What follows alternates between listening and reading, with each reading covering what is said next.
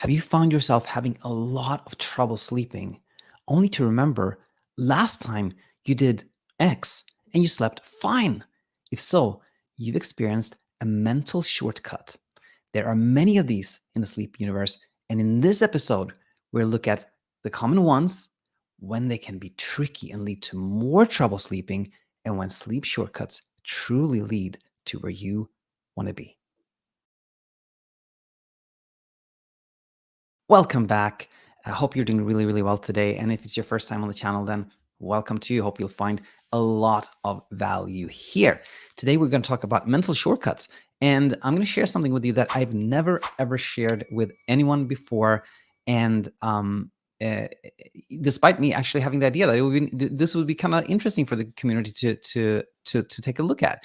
So we'll start with kind of like the origin of this episode. And I'm going to share something really special with you. And then we're going to look at common sleep shortcuts.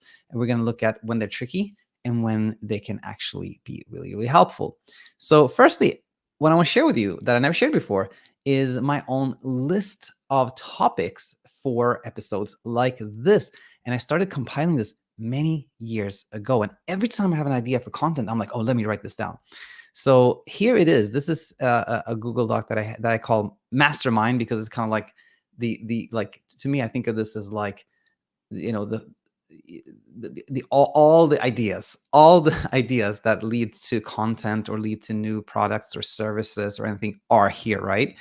So if you look at the very tippy top here, you have some quote unquote like old ideas. This is very, where it started from the very beginning. It was like about medications in the insomnia industry and like sleep hygiene versus CBT-I. You can tell these are ideas that I don't talk at all about this anymore. But I kind of wanted to share this with you because it gives you an idea of like the process. Like every single line here is like an idea for content or a new idea or something that I thought, oh, this could be really helpful. This could lead to some insight. And then eventually I started creating like a gap, so it was easier to keep track of this. Fear of fear, you can see I've talked about that. Oh, look at this. The biggest snoozer, go to people's home, Netflix. That's the idea behind the Sleep Whisperer that we're actually doing right now. David, the docuseries that I hope will be on Netflix one day. So yeah, all the ideas are here. Now, scrolling forward here, we can see that a pretty recent idea is this one. And this is my latest ideas that are still to be worked out. But anyway, I had a call with you and it worked. Equals shortcut, like when I called the roofer. So what is this all about? Well, a couple of weeks ago, I had a problem in the house here. We had a leak through the roof. And I went through a lot of companies. I called a lot of people.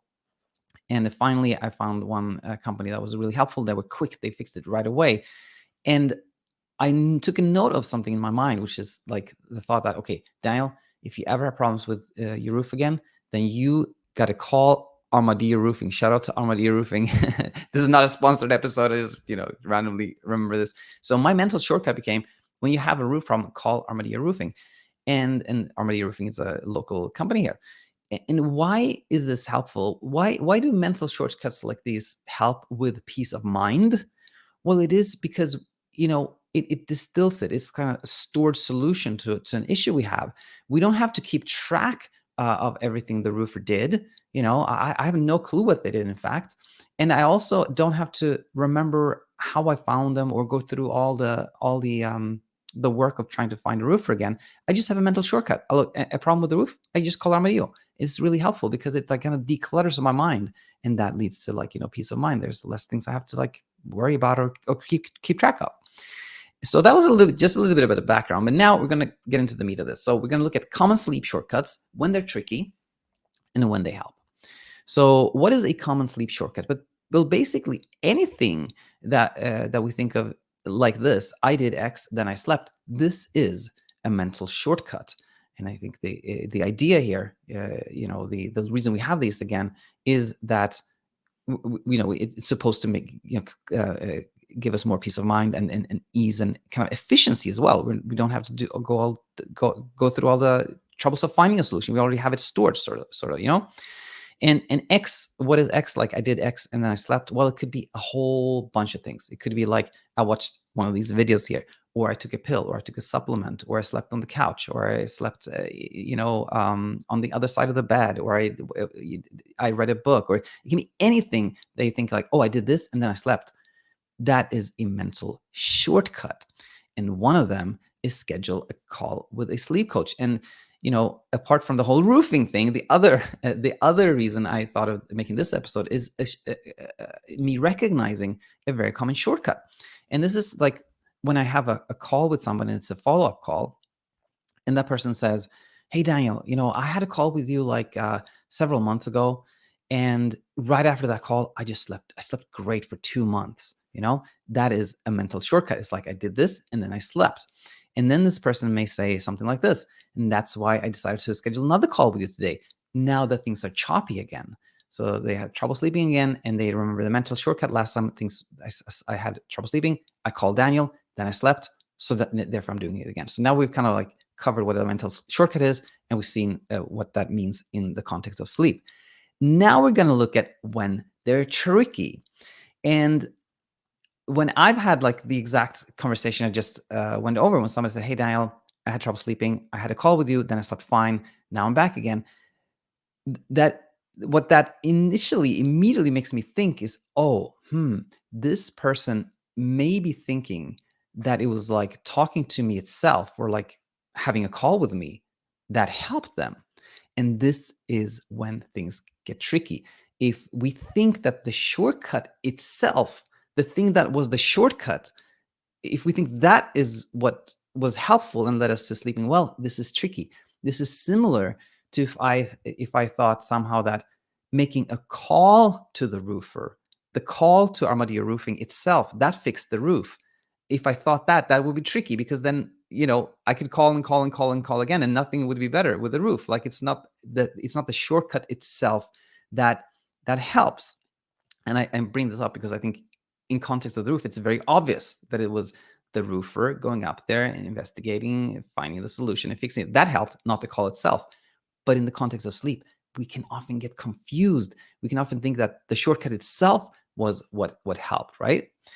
And the reason this can be tricky is that if we think the shortcut itself was what led us to sleep, right, then it maintains the idea that are some things we should do to sleep or avoid, or something like that. We should do these kind of hacks or things that can maintain our sleep or control our sleep, right? And that is tricky because sleep is a passive process. It happens itself when we're not trying. So anything that leads us to kind of this trying mentality is really tricky. And another way of saying this is that shortcuts are tricky when we forget, or we never understood in the first place, why we slept well after the shortcut.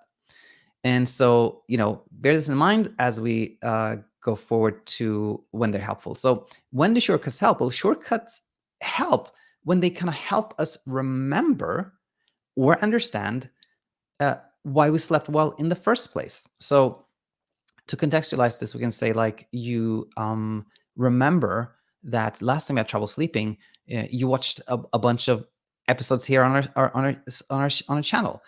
And if you then approach that with like, oh, I have to watch a bunch of videos so I sleep again, then that's tricky because you're thinking that it's watching videos that made you sleep again, which puts us in this kind of this achieving, like trying, mentality, which is opposed to the passive nature of sleep.